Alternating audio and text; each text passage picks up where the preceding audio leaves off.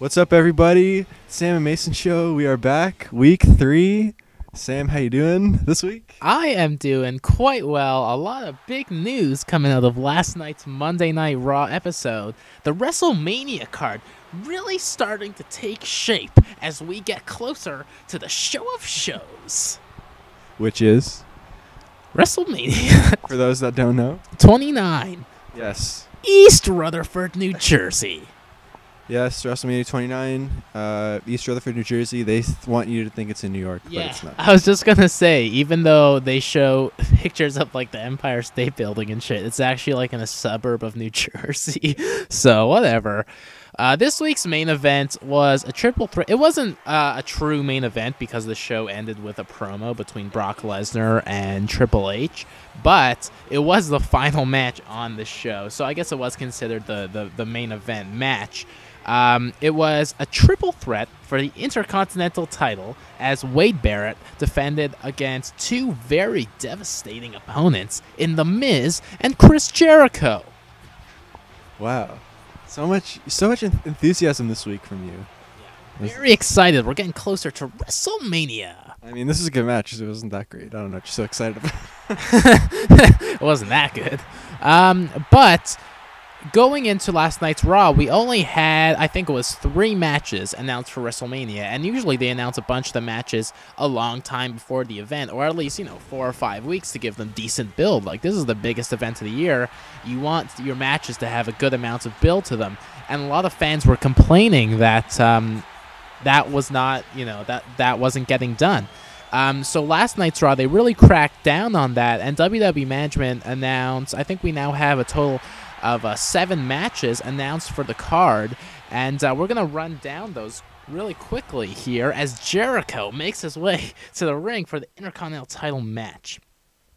New matches announced are Kane and Daniel Bryan defending the tag team titles against Ziggy and Biggie. You said you didn't like this matchup because you feel that Ziggler, being the Money in the Bank holder, should have a singles match at WrestleMania. Yeah, well, I don't know why they always have Ziggler with someone. He's always, Vicky as his manager, and now he's with AJ and Biggie Smalls. I don't understand why they can't just give him a chance by himself. And at WrestleMania, why is he in a tag team match? I mean, I understand there's like so many other things going on. But, he's Mr. Money in the Bank, and WrestleMania, he's in a tag team championship match. So I doubt they're going to win, but if they do, so then what is he going to do? He's going to be the tag team champions with his Money in the Bank briefcase, and then when is he going to cash in? It doesn't make a lot of sense, and they really waited too long, in my opinion, for Ziggler to cash in. There was a lot of hype around it for even, 6 months after. Like, you had August, September, October, 6 months afterwards. Even as far as that, people were excited about it. But now, no one seems to care anymore. He's losing matches left and right. There's zero hype around Ziggler. And I think now that when he does cash in, it's not going to be that exciting because they, simply just waited too long for it. And people don't care anymore. Yeah, and they hardly even acknowledge the fact that he has the briefcase. Very rarely do they even say he has this contract and he can be a world champion at any time. They don't really acknowledge that. Remember when he dyed his hair brown? Yes, I do. Cut it. Shades of capital punishment. That was another Ziggler moment I didn't really understand. Anyways, what else we got here? For WrestleMania, we got World Heavyweight Championship match, Jack Swagger versus Alberto Del Rio. Now, this match, you know what? We're just going to skip talking about that because, I just do not like Del Rio at all. He's so boring. Good for Swagger. He's come back and he already has that shot, but, do you have anything to say? This goes back to the Ziggler thing.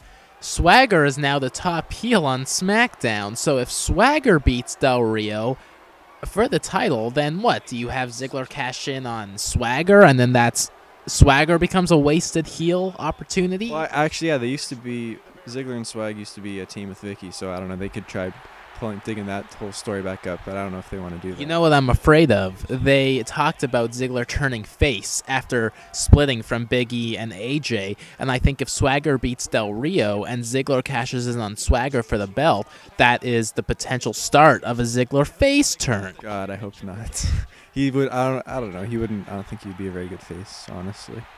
I just don't. I wouldn't want to see that. It's not like that he wouldn't do a good job. I just don't really want to see that. Initially, it was supposed to be Randy Orton, Sheamus, and Ryback taking on the Shield in a 6-man tag team match. But last night, Vicky Guerrero removed Ryback from the match, saying that he instead had to face Mark Henry. Now, I think this is a good WrestleMania match. It's two similar characters meeting up one-on-one. And last week on SmackDown, their match did not end cleanly thanks to interference from the Shield. I think this is a good WrestleMania match, and hopefully what it's setting up for is a big win for Ryback, because he really needs needs a little bit of a rejuvenation, so to speak, in his career here. Yeah, I think that's definitely a good match. You know, it's you got two giants, I guess, if you want to consider Ryback a giant, versus Mark Henry, and that was a nice top rope move there. Barrett attempting to hit him with a chair in midair, but it was to no avail. What an extreme match here. You went chair crazy at this point. I don't know. You're just swinging everywhere. Look at this. Swinging away. There oh, my God. Yeah, one clean shot in there. Two. So replacing Ryback in that 6-man match is the Big Show, who we've seen the Shield attack. Obviously, he's heel. It's kind of like, the good guys and the bad guys teaming up to take out one common enemy here. That's the theme for this match. Really what it is, it's like you had to have the Shield in the 6-man tag match, and they just took 3 top stars who weren't in a feud, pretty much. That's what it seems like. I mean, we've seen the 6-man tag team match a lot. Last month, it was John Cena, Ryback, and Sheamus against the Shield. So you had Sheamus and Ryback in there again initially. All that was changed was John Cena was swapped out for Randy Orton. At least now we get someone different in there with the Big Show. But poor Sheamus, last year he wins the world title, and this year he's in pretty much a meaningless match, just thrown in there as a face to take on the Shield. Well, actually, I don't think this is a meaningless match as opposed to past tag matches we've seen at WrestleMania. I actually think this sort of means something. The Shield actually sort of established. Now, but I don't. Why did they put Big Show in this match, and why did they put Jericho in this match? Why? I don't understand that at all. He's heel. It doesn't make any sense. It doesn't make a lot of sense. It's really just the way the rest of the card works. I heard for some unknown reason that Jericho is going to have a match with Fandango. So then you can't put him in that match because he's already booked. Yeah, well, if that is true, which God, please tell me that's not true.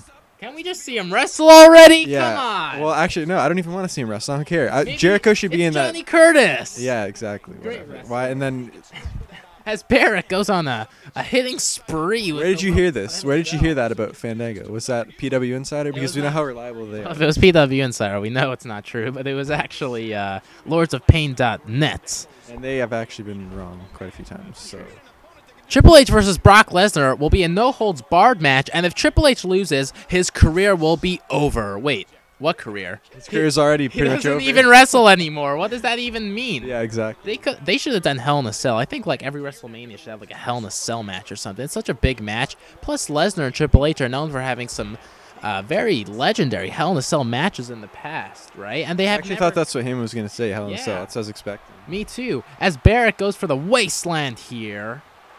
And picks up the title, tries to hit Jericho. It's shaping up to be a pretty good WrestleMania card. Last night was a very news-heavy episode of Monday Night Raw, and we got a lot more matches on the card than we did a few days ago. And you know what? I'm looking forward to the showcase of the Immortals.